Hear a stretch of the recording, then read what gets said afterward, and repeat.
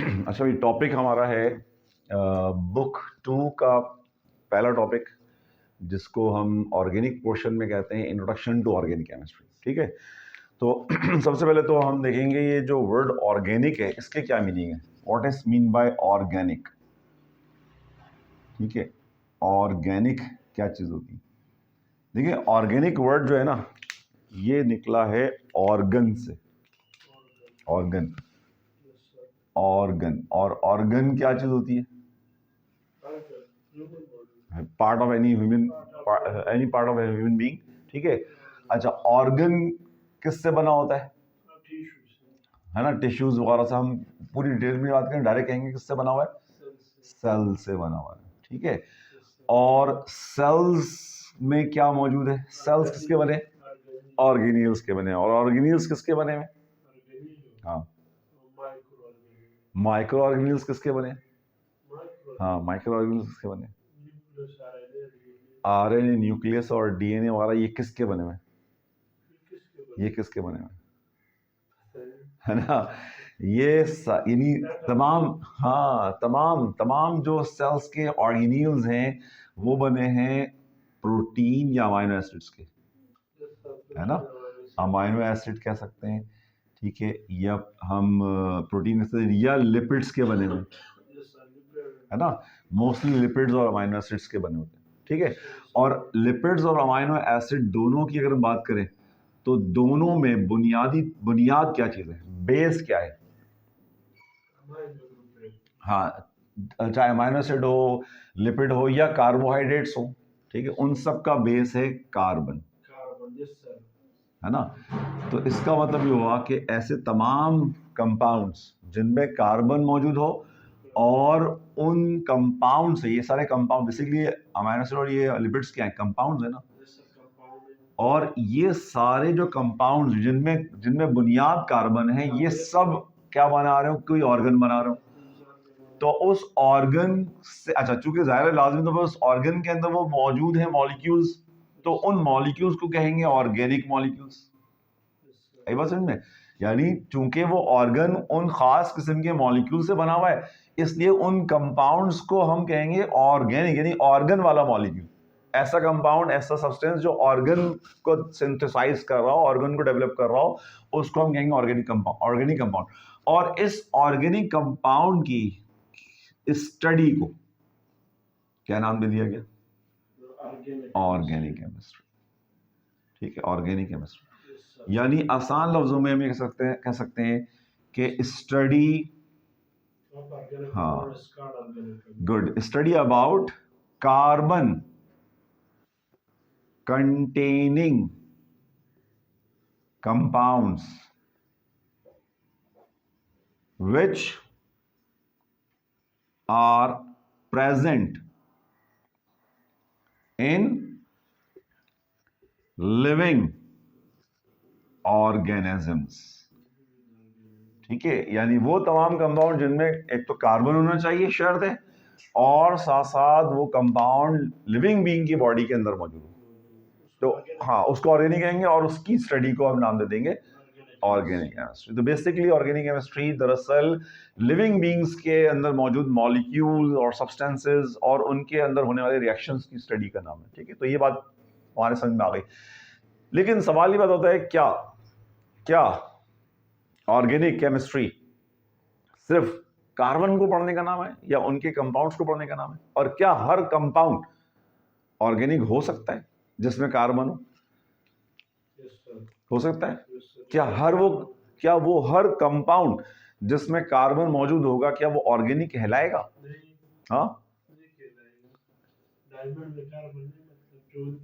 अच्छा, diamond compound नहीं है, डायमंड तो एलिमेंट है, ग्रेफाइट भी एलिमेंट है, कार्बन है लेकिन एलिमेंट। अच्छा, अब एज एन एलिमेंट पढ़ रहे हैं ना, अब तो वो इनऑर्गेनिक में पढ़ेंगे, इनऑर्गेनिक केमिस्ट्री पढ़ेंगे। लेकिन जब आप एज अ कंपाउंड पढ़ रहे हैं और वो कंपाउंड कार्बन रखता है, और जरूरी नहीं है कि वो कार्बन रखने के बावजूद वो कंपाउंड ऑर्गेनिक कंपाउंड हो, ठीक है, तो याद रखिएगा कि तमाम वो कंपाउंड्स जो कार्बन रखते हो जरूरी नहीं है कि वो ऑर्गेनिक हो, वो इनऑर्गेनिक भी हो सकते हैं। मिसाल तौर पर फर्ज करें, मैं आपसे पूछूं, बताओ कार्बन डाइऑक्साइड कार्बन रखता है? क्या ये ऑर्गेनिक है? नहीं, तो इनऑर्गेनिक मॉलिक्यूल है। ठीक है, sodium carbonate Na2CO3 inorganic compound. ठीक है, sodium hydrogen carbonate organic compound, aluminium carbide Al4C3। ठीक है, सारे इनऑर्गेनिक कंपाउंड, इन सब को हम ऑर्गेनिक में नहीं पढ़ेंगे, हालांकि इनमें कार्बन है। तो याद रखिएगा, जरूरी नहीं है कि हर वो कंपाउंड जिसमें कार्बन वो ऑर्गेनिक हो। तो फिर ऑर्गेनिक कौन होता है? जो लिविंग बीइंग्स में हो। बिल्कुल सही कहा, और ये एक हमारा कॉन्सेप्ट था, अब नहीं है। हाँ, अब ये कॉन्सेप्ट नहीं है, अब कॉन्सेप्ट कुछ और है। लेकिन ये जो आपने बात की, बड़ी अच्छी बात की कि लिविंग बीइंग्स में पाए जाने वाले कंपाउंड्स, और यही हमारी पुरानी डेफिनेशन भी थी। आज की डेफिनेशन ये नहीं है, ये हम थोड़ा सा पुरानी बात कर रहे हैं कि लिविंग बीइंग में मौजूद जो कंपाउंड, उसमें उनकी स्टडी को ऑर्गेनिक केमिस्ट्री कहते हैं। ऐसा नहीं, अब ऐसा नहीं है। ठीक है, वजह यह है कि एक पूरी थ्योरी चलती रही जिसका नाम था वाइटल फोर्स थ्योरी, है ना। वो थ्योरी क्या थी? हाँ, क्या होती है वाइटल फोर्स थ्योरी? थी क्या थ्योरी? क्या थी? क्या कहती है वाइटल फोर्स थ्योरी? हाँ, याद है? वाइटल फोर्स थ्योरी जो है वो तकरीबन आज से 1828 से पहले तक थी। 1828 से पहले तक ये थ्योरी मानी जाती थी, और ये इस थ्योरी के बारे में कहते हैं कि ये जो वाइटल फोर्स थ्योरी है तकरीबन 250 ईयर्स तक चलती रही। ठीक है, 250 साल तक ये ऑर्गेनिक केमिस्ट्री की ये थ्योरी चलती थी। और ये थ्योरी क्या कहते थे? पहली बात तो देखो, वाइटल का मतलब क्या होता है? ये जो वर्ड लिखा है ना वाइटल, इसके क्या मीनिंग है? वाइटल का मतलब क्या होता है? हाँ भाई, हाँ वाइटल। अब ये नहीं बोला सर वाइटल तो चाय होती है। वाइटल चाय आजकल आ रही है ना, ब्रांड नेम उसका वाइटल चाय। तो वो तो नहीं है। वाइटल क्या है? अच्छा सुनो, vital organs. Heart is a vital organ, liver is a vital organ, kidneys are the vital organs. तो वाइटल के मतलब क्या है? सुना है ना? ये नहीं सुना? ये वाइटल ऑर्गन का वर्ड नहीं सुना कि भाई हार्ट जो है इंसान का क्या है? Main organ. तो वाइटल मेन ऑर्गन। अच्छा, मेन का मतलब क्या है? खुदा ना करे किसी बंदे का किडनी खराब हो जाए, लिवर खराब हो जाए या हार्ट खराब हो, क्या होगा? मर जाएगा। अच्छा, मरने से पहले वो क्या था? जिंदा था। तो जिंदा को ही वाइटल कहते हैं, यानी वाइटल के मीन्स है लाइफ। हाँ, वाइटल का मतलब ही लाइफ है। ठीक है, और फोर्स पावर, ताकत, है ना। तो ये थ्योरी कहती थी कि लिविंग बीइंग्स की बॉडी के अंदर ना एक फोर्स है, मिस्टीरियस फोर्स है, ना नजर आने वाली अनदेखी फोर्स है, जो कि लिविंग बीइंग के अंदर रहती है और लिविंग बीइंग के अंदर रहते हुए ऑर्गेनिक कंपाउंड बनाती है। जैसे हमने कहा भी अमाइनो एसिड बन रहे हैं, ठीक है, अमाइनो एसिड्स फॉर्म हो रहे, कौन बना रही है? ये वाइटल फोर्स बना रही है ना। प्रोटीन वो बन रहे हैं आपके पास, कार्बोहाइड्रेट्स, है ना, कार्बोहाइड्रेट्स बन रहे हैं, यही बना रही है। ठीक है, इसी तरह लिपिड्स या फैटी एसिड ये बना रहे हैं, वाइटामिन्स ये बना रही। ठीक है, एल्केलॉइड्स ये बना रही। अब चूंकि ये फोर्स जो है वो इन कंपाउंड्स को बनाने की रिस्पॉन्सिबल है, तो हम आर्टिफिशियल तरीके से ये कंपाउंड्स तैयार नहीं कर सकते। ठीक है, अच्छा अब क्यों नहीं कर सकते? क्योंकि ये वाइटल फोर्स जो है ना, ये एक रूह है। अच्छा, इसको हम बीइंग अ मुस्लिम हम इसे रूह कहते हैं या एनर्जी कह सकते हैं साइंस के। ठीक है, लेकिन जो साइंस के लोग हैं वो रूह नहीं मानते, वो कहते हैं कि कोई ताकत है, कोई पावर है, और वो पावर जो है वो बॉडी के अंदर, जब तक बॉडी के अंदर ये चीजें बन रही है, जैसे ही वो बॉडी से निकली चीजें बनना बंद हो गई सब, इसलिए बॉडी सड़ना शुरू हो जाती है, क्योंकि ये प्रोसेस खत्म हो जाता बनने का। ठीक है, तो अब चूंकि वाइटल फोर्स जो है वो ही रिस्पॉन्सिबल, और क्या रूह को, वाइटल फोर्स को कंट्रोल कर सकते हैं? हाँ, कंट्रोल कर सकते हैं, उसको पकड़ सकते हैं? नहीं। तो जब उसको पकड़ नहीं सकते तो आर्टिफिशियल तरीके से लैब में हम ऑर्गेनिक कंपाउंड नहीं बना सकते। ठीक है, तो ये वो थ्योरी थी जो कि तकरीबन 250 ईयर्स तक चलती रही, लेकिन 1828 को एक वाकया हुआ, ठीक है, जिसको हम कहते हैं rejection of vital force theory. क्या हुई थी? रिजेक्शन। हाँ, इसको रिजेक्ट किया था। किसने किया था? रिजेक्शन ऑफ वीएफटी भी कहते हैं इसको, वीएफटी। हाँ भाई, हटा दिया था। किसने किया था और कौन बंदा था, कहाँ का शख्स था और उसने क्या किया था ऐसा कि वीएफटी जो है और इतने सालों थ्योरी चलती रही और वो रिजेक्ट हो गई? साइंटिस्ट का नाम था फ्रेडरिच वूलर। याद आया? नाम सुना है? हाँ हाँ, एंजाइमेटिक एक्शन भी इसने काम किया था, ठीक है। लेकिन बेसिकली इसने क्या किया था, ये एक इनऑर्गेनिक कंपाउंड पे काम कर रहा था जो कि अमोनियम साइनेट था। ये इसका नाम है अमोनियम साइनेट, अमोनियम साइनेट, ठीक है। अच्छा, ये बेसिकली ऑर्गेनिक कंपाउंड है, इनऑर्गेनिक कंपाउंड है? ये इनऑर्गेनिक कंपाउंड है बेटा, इनऑर्गेनिक कंपाउंड। अच्छा, ये उस पर काफी दिन से रिसर्च है। थोड़ा जवाब बंद कर दो, छोड़ की बात आती।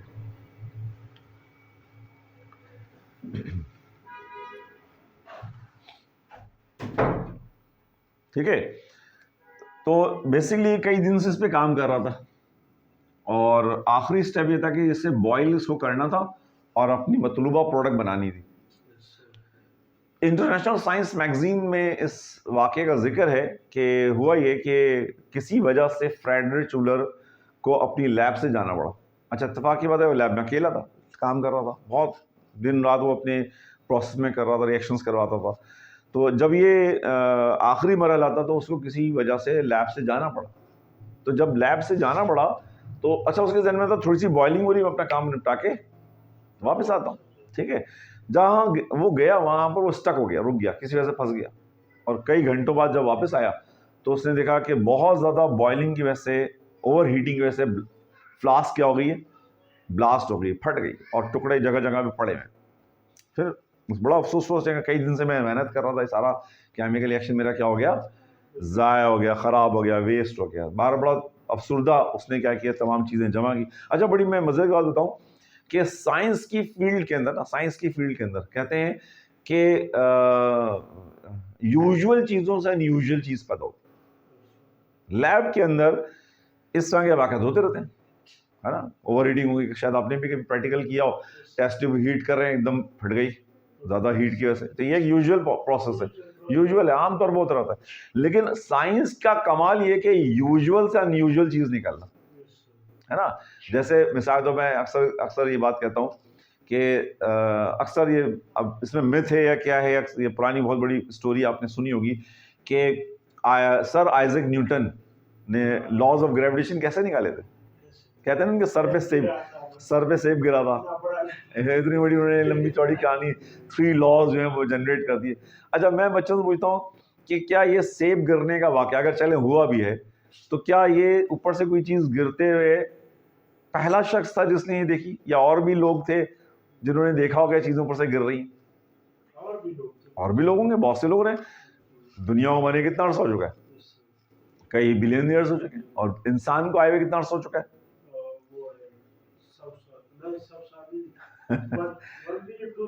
कहते हैं तकरीबन इंसान को आए हुए 1 करोड़ साल हो चुके हैं। हाँ, तकरीबन 10 मिलियन ईयर्स हो चुके हैं। और बीइंग अ मुस्लिम हमारा कॉन्सेप्ट ये है कि तकरीबन 6000 साल का अर्सा हुआ है, ठीक है, हज़रत आदम अलैहिस्सलाम को आए हुए 6000 का साल। तो और सर आइजैक न्यूटन का जो वाक़या है ये तो पिछले दो है ना, पिछली सदी की बात है। तो क्या इतने अरसे में किसी ने कुछ नहीं देखा कि ऊपर से कोई चीज़ गिर रही है? देखा तो सब, लेकिन उस नज़र से नहीं देखा। अब ये यूजुअल फिनोमेना है, ऊपर से चीज़ें गिरना एक यूजुअल बात है। लेकिन साइंस का कमाल ये, साइंटिस्ट का कमाल ये कि उस यूजुअल से अनयूजुअल चीज़ निकाल लेना। तो इसने क्या किया, उन टुकड़ों को जमा किया। उसने कहा कि मैं बस, उसको कहते हैं कि वो फेंकने वाला था, अगर शायद फेंक देता तो हम बच जाते, ऑर्गेनिक केमिस्ट्री में इतनी मुश्किल नहीं पढ़ना पड़ती, आसान आसान थी वो पढ़ लेते, ठीक है। लेकिन उसने कहा, उसके जहन में आया, एकदम क्लिक किया कि यार ये जो इसमें वाइट वाइट चीज चुपकी हुई है, मैं चेक करूं है क्या। उसने जब उसे एनालाइज किया तो वो हैरान और परेशान हो गया, क्योंकि उसके सामने जो कंपाउंड आया वो ये था जिसका फॉर्मूला लिख रहा हूं मैं ये। उस टाइम का माइक्रोस्कोप थे। अच्छा, वो माइक्रोस्कोप के जरिए उसने चेक नहीं किया, उसने चेक किया केमिकल टेस्ट के जरिए। केमिकल टेस्ट, रिएक्शंस करवा के, जैसे आप प्रैक्टिकल किए होंगे ना, सॉल्ट एंड के प्रैक्टिकल किए होंगे, इस तरह के मुख्तलिफ टेस्ट होते हैं। ऑर्गेनिक केमिकल, ऑर्गेनिक कंपाउंड्स की एनालिसिस होती है, तो उसकी कुछ थीम्स होती हैं या कह लो साइंटिफिक अप्रोच होती है, उसके जरिए आप ऑर्गेनिक कंपाउंड तक पहुँचते हैं। उसने जब चेक किया तो उसके सामने जो कंपाउंड था वो क्या था? यूरिया। अब यूरिया एक क्या है? यूरिया क्या चीज़ है? बेसिकली खाद है ना, एनिमल वेस्ट है, जो गाय भैंसों का गोबर होता है आसान लफ्जों में, और ये कहाँ इस्तेमाल हो रहा है? खेतों में इस्तेमाल हो रहा है, एज अ फर्टिलाइजर इस्तेमाल करते हैं। तो वो बड़ा परेशान हुआ कि ये तो प्योरली लिविंग बींग्स की बॉडी में बन सकता है, ये तो हम आर्टिफिशियल बना ही नहीं सकते, ये कैसे बन गया? अच्छा, उसके जहन में ऐसा तो नहीं कोई लैब में दाखिल हुआ और उसने मेरा ये केमिकल ख़राब करने के लिए उठा के बाहर से गोबर लेकर आया हो, गोबर, और ये इसमें डाल दिया ताकि मेरा केमिकल क्या हो जाए, सारा रिएक्शन ख़राब हो जाए। उसने उसे दोबारा प्रोसेस किया, इसको रीप्रोसेस किया, कि चेक करने के लिए, कंफर्म करने के लिए कि यार ये वाकई इस रिएक्शन में बना है या ऐसा नहीं इसने शरारत कर दी। लेकिन जब उसने पूरा प्रोसेस दोबारा किया और उसे दोबारा चेक किया तो उसके सामने यूरिया ही था। तो वो बड़ा सरप्राइज हुआ। क्यों? क्योंकि वाइटल फोर्स थ्योरी 250 सालों से चल रही थी और इस थ्योरी का इस तरह ख़त्म हो जाना वो उसके लिए हैरानकुन था। उसने बहरहाल फिर अपने लोगों को, अपने दोस्तों को और केमिस्ट्री के दूसरे जो फील्ड के लोग थे उनको उसने पूरा रिएक्शन बताया। उसने कहा भाई ये वाइटल फोर्स थ्योरी जो इतने सालों से हम पढ़ते हुए आ रहे हैं ये गलत है, ये रिजेक्टेड थ्योरी है, और हम ऑर्गेनिक कंपाउंड बना सकते हैं। हमारे पास ऐसे मेथड्स होना चाहिए, ऐसे प्रोसीजर होना चाहिए कि हम ऑर्गेनिक कंपाउंड बना। असल मसला क्या है, ऑर्गेनिक कंपाउंड्स जो है ना ये वाले और इसी तरह के, उनको बनाना मुश्किल है और टाइम टेकिंग है। बहुत से मेथड्स होते हैं, मतलब लंबे 4 रिएक्शन, 5 रिएक्शंस कराना पड़ते हैं, ये बनेगा फिर उसका ये रिएक्शन होगा, तो लेंथी प्रोसीजर्स होते हैं, फिर कंडीशन बड़ी डिफरेंट होती है। इसलिए उस ज़माने में, यानी इस वाक़े से पहले तक, जब तक ये थ्योरी डेवलप हो गई थी, लोगों ने कोशिश की होगी ऑर्गेनिक कंपाउंड बनाने के लिए, वो बन नहीं पा रहे थे। लेकिन ये एक एक्सीडेंटली तौर पर ऑर्गेनिक कंपाउंड का बनना इस बात की गारंटी था कि वाइटल फोर्स जो है वो क्या है? रिजेक्ट है, ठीक है। उसके बाद जो थ्योरी चेंज हुई, बेसिकली अगर हम गौर करें तो डेफिनेशन बिल्कुल चेंज हो गई। आज की डेफिनेशन जो है वो ये कहती है कि chemistry of hydrocarbons and their derivatives is called organic chemistry। ठीक है, वो ये कहते हैं कि बेसिकली ऑर्गेनिक केमिस्ट्री जो है हाइड्रोकार्बन और उनके डेरिवेटिव की स्टडी। अब हाइड्रोकार्बन्स क्या होते हैं? हाँ, शाबाश। हाइड्रोकार्बन्स क्या है? वाटर का मतलब हाँ, क्या पानी से ताल्लुक इसका? yes, देखो, हाइड्रोकार्बन्स याद रखना वो कंपाउंड्स होते हैं जो सिर्फ कार्बन और हाइड्रोजन पर यस, जैसे मिसाल तो मीथेन गैस, वो कंपाउंड जो कार्बन और हाइड्रोजन बस, ठीक है। तो इसकी स्टडी ऑर्गेनिक केमिस्ट्री की। अच्छा, फर्स्ट करें, अब मैं चाहता हूं कि भाई इसका रिएक्शन करा दिया, लेट्स सपोज किससे करा दिया? नाइट्रिक एसिड से करा दिया, ठीक है। नाइट्रिक एसिड से मैंने रिएक्शन कराया, यहां से एक H बाहर आएगा, ठीक है, यहां से OH बाहर आएगा। जब OH बाहर आएगा तो पीछे क्या बचेगा? बताएं क्या बचेगा? अगर एक H और एक O निकाल दूं, H और तो पीछे क्या चीज बचेगी? है क्या बचेगा? हाँ, तो बचेगा क्या चीज? गुड, NO2 को नाइट्रो ग्रुप कहते हैं। अच्छा, ये दोनों मिलकर क्या बना लेंगे? H2 बना लेंगे। अच्छा, यहां से हाइड्रोजन निकल जाए तो क्या बचा? यहाँ पर एक H निकला है तो क्या बचा? CH3 CH3 बचा है और उधर से आ गया NO2। तो इस कंपाउंड का नाम बता सकते हो क्या बना? इस कंपाउंड का नाम क्या है? कंपाउंड का नाम शाबाश, क्या नाम है? मीथेन। मीथेन और इसका नाम क्या होगा? मीथेन ईथेन नहीं नहीं, ये क्या है? इथाइलिन ये क्या है? अच्छा ये क्या है? CH3 ये क्या चीज? सिर्फ ये क्या चीज है? नहीं नहीं, सिर्फ ये मुझे अब सिर्फ बताओ ये क्या चीज है? ये पूरा क्या चीज है? पूरा क्या? अभी आपने खुद बताया था ना क्या चीज थी ये? नाइट्रो। नाइट्रो ग्रुप है ना ये वाला जो ग्रुप है, ये वाला ग्रुप से कहते हैं नाइट्रो। ठीक है, नाइट्रो। अच्छा, एक कार्बन का ये एक कार्बन का हाइड्रोकार्बन था जिसका नाम क्या रखा था आपने? तो एक कार्बन का जो मॉलिक्यूल है उसे क्या कहेंगे?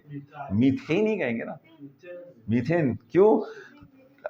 वजह क्या है बताता हूँ। इसका बेसिक नाम है नाइट्रोमीथेन। अच्छा, अब आप कहेंगे सर ये तो CH3 तो मिथाइल ग्रुप होता है, लेकिन मिथाइल ग्रुप उस वक्त होता है जब वो अकेला हो, है ना। अब तो उसके साथ कोई जुड़ गया ना, तो जब जुड़ गया तो अब वो बन गया मीथेन का derivative. Nitromethane is the derivative of methane. क्या कहते हैं इसको? Derivative of methane. ठीक है, ये बड़ी इंपॉर्टेंट बात है कि मीथेन नाम क्यों आ रहा है। अक्सर बच्चे पूछते हैं बेटा मीथेन इसलिए नाम आ रहा है कि ये मीथेन से बना है। ठीक है, मीथेन से तैयार हो, हालांकि उसकी प्रॉपर्टी कुछ और है, लेकिन उसके नाम के आखिर में क्या आ रहा है ना। मिसाल को मैं ऐसे अक्सर बात कर देता हूँ कि हमारे नाम के आखिर में किसका नाम आता है? अब्बा का। क्यों? क्योंकि हम अब्बा से पैदा हुए, तो हमारे हम दरअसल उनके डेरिवेटिव हैं, इसलिए नाइट्रोमीथेन मीथेन का डेरिवेटिव। बिल्कुल, अब कंपाउंड तो चेंज है लेकिन मीथेन बता रहा है कि बेटा किसका है। ठीक है, अब जैसे मिसाल के तौर पर फर्ज करें आपने CH4 लिया और कई स्टेप के बाद एक चीज बनी CCl4। ठीक है, ये मीथेन है। इसका क्या नाम होगा? पढ़ चुके हैं आप लोग? हाँ बताओ। कैल्शियम में तो Ca होता है ना। हाँ बताएं। Carbon tetra chloride common name है, आईयूपैक नेम क्या है जो उसकी शनाख्ती कार्ड में आएगा? कॉमन नेम तो है ना पप्पू, राजू, चुंटू, मुन्नू, लेकिन जो शनाख्ती कार्ड में आएगा वो क्या नाम आएगा? जैसे इसका ये नाम जो है ना नाइट्रोमीथेन, ये इसका शनाख्ती कार्ड में आने वाला नाम है। हाँ शाबाश। कितने क्लोरीन है? 4। तो 4 को क्या कहते हैं? टेट्रा। क्लोरीन के लिए क्लोरो, टेट्रा क्लोरो। लेकिन ये बना किससे? तो इसलिए नाम में आखिर में क्या आएगा? Tetra chloromethane. आई बात नहीं है? हालांकि अब आप कहेंगे सर इसमें तो एक भी हाइड्रोजन नहीं है, मीथेन तो बचा ही नहीं है, लेकिन फिर भी नाम मीथेन का क्यों आ रहा है? क्योंकि मीथेन नहीं होता तो ये बनता। बात समझ में आ रही है? मीथेन अगर नहीं होता ये बन ही नहीं सकता था, भले आप कुछ भी क्लोरीन लेके बैठे रहे, लेकिन मीथेन था तो क्लोरोमीथेन बना, इसलिए इसके नाम के आखिर में मीथेन आ रहा है, क्योंकि पेरेंट है ना, पेरेंट मॉलिक्यूल है। ठीक है, जैसे मिसाल तौर पर फर्ज करें मैं आपसे पूछूं ये क्या नाम है इसका? क्या चीज है ये? क्या चीज, क्या बनाया मैंने? हाँ बताओ क्या बनाया? हाँ हाँ गुड, बेंजीन। अच्छा, अब बेंजीन था, अब मैंने यहां लगा दिया NO2 ग्रुप, क्या नाम हो जाएगा? नाइट्रो नहीं, ये क्या था? ये क्या था? नाइट्रोबेंजीन। ठीक है, तो हालांकि बेंजीन तो अगर गौर करें तो बेंजीन का फॉर्मूला C6H6 है, लेकिन अभी इस वक्त है C6H5NO2, क्योंकि एक हाइड्रोजन हट के NO2 ग्रुप लगा है, और लेकिन उसके बावजूद हम इसे बेंजीन कह रहे हैं, नाइट्रोबेंजीन, क्योंकि बेंजीन से बना। तो जब कोई कंपाउंड बनता है, जिस कंपाउंड से बनेगा उसका नाम आखिर में आएगा। ठीक है, जैसे आपने वो आईयूपैक नोमेनक्लेचर पढ़ी है। ठीक है, फर्ज करें 2 कार्बन है, ये सारे के सारे क्या लगे हुए? हाइड्रोजन लगे हुए हैं। क्या नाम है इसका? 2 कार्बन, डाई मिथाइल, ये चले हम कह सकते हैं, लेकिन ये आइपेक्टिन नहीं है। डाई मिथाइल तो वो होता कि एक मिथाइल अलग होता, एक मिथाइल अलग होता, हम कहते भाई डाई मिथाइल अलग अलग है, लेकिन सब दोनों जुड़ गए ना आपस में, तो जब जुड़ गए तो ये क्या बन गया? ईथेन, है ना, C2H6। अब ईथेन का अगर फर्ज करें मैंने ये क्लोरीन यहां से हाइड्रोजन हटा के क्लोरीन लगा दिया, तो क्या नाम होगा? अभी भी ईथेन, लेकिन क्लोरीन आ गए। कितने क्लोरीन आ गए? तो क्या नाम लिखेंगे? नहीं, दो के लिए क्या लिखते हैं? डाई क्लोरोइथेन, या और कह सकते हैं 1,2 डाइक्लोरोइथेन, या हम आगे पढ़ेंगे कि पोजीशन भी बतानी होती। तो बात ये आप कहेंगे सर ईथेन तो ये था, ये तो ईथेन है ही नहीं, ये तो है C2H4Cl2, ये तो ये है, इसमें तो नाम नहीं आना चाहिए ईथेन का, लेकिन क्यों आ रहा भाई ईथेन का नाम? गर्ड, क्योंकि वो ईथेन से बना है, इसलिए ईथेन पेरेंट का नाम आएगा, वालिद साहब का नाम चलेगा साथ साथ। तो ये चूंकि इसका अब्बा जो था वो ईथेन था, इसलिए उसके नाम के आखिर में ईथेन आ रहा है, बस समझ में आ गई। ठीक है, अच्छा, अब ये डेफिनेशन हमारी जो चल रही है। अच्छा, मेरा एक सवाल जो बिल्कुल शुरू मैंने यहाँ कराया था, उसका जवाब मैं दोबारा आपसे पूछना चाहूंगा कि क्या हर कंपाउंड, अब देखो आपको शायद लगे कि हाइड्रोकार्बन नहीं है, क्या है हाइड्रोकार्बन, या हो सकता है किसी हाइड्रोकार्बन का डेरिवेटिव हो, है ना, जैसे जैसे आप देखो इस कंपाउंड में तो हाइड्रोजन है ही नहीं, तो इसको तो हम कहेंगे भाई तो हाइड्रोकार्बन ही नहीं है क्या? नहीं, क्योंकि ये हाइड्रोकार्बन से बना इसलिए डेरिवेटिव है, तो हो सकता है ये भी किसी हाइड्रोकार्बन से बना हो, तो क्या ये ऑर्गेनिक है? यही मैं मुझे पूछना चाह रहा हूं। तो सिंपल जवाब ये है कि भाई जरूरी नहीं है कि हर वो कंपाउंड जिसमें कार्बन या कार्बन हाइड्रोजन मौजूद हो वो हाइड्रोकार्बन हो या ऑर्गेनिक कंपाउंड हो। ऑर्गेनिक कंपाउंड होने के लिए कुछ शराइत चाहिए, कुछ कंडीशंस चाहिए, कुछ प्रॉपर्टीज चाहिए, कुछ क्वालिटीज चाहिए। अगर वो क्वालिटीज, वो कंडीशन, वो प्रॉपर्टीज हैं तो हम कहेंगे ऑर्गेनिक है, और अगर वो नहीं है तो हम कहेंगे ऑर्गेनिक नहीं है। जैसे मिसाल के तौर पर अक्सर बात हम ये कहते हैं कि एक ऐसे मैं ये वाकया अक्सर बच्चों को समझाने के लिए बताता हूँ कि एक दफ़ा ऐसा हुआ कि हम एक तबलीग में निकले, एक जगह पहुँचे गांव में, इंटर सिंध का एक गांव था, तो वहाँ पर जो है वो छोटी सी मस्जिद थी, लोगों को इतना शऊर नहीं था, ठीक है, कि अल्लाह क्या है, रसूल क्या है, इस्लाम से बहुत दूर थे लोग। और उनसे पूछा भाई आप मुसलमान हैं, कैसे मुसलमान हैं? तो उन्होंने कहा सर हम मुसलमान इसलिए क्योंकि हम गाय का गोश्त खाते हैं। हाँ, हम हैरान हो गए, गाय का? बोले हाँ। बोले वो जो वाला कबीला है ना वो गाय को खुदा मानता है और वो गाय का गोश्त नहीं खाता, इसलिए वो हिंदू है, और हम क्योंकि गाय का गोश्त खा लेते हैं हम इसलिए मुसलमान हैं। हमने कहा आपको कुछ नहीं पता? हमें पास कोई आया ही नहीं है कोई बताने वाला कि नमाज क्या है, रोज़ा क्या है। तो बड़ी हम लोग वो है, हमने एक बार उनकी तबलीग वगैरह की, और भी लोग थे।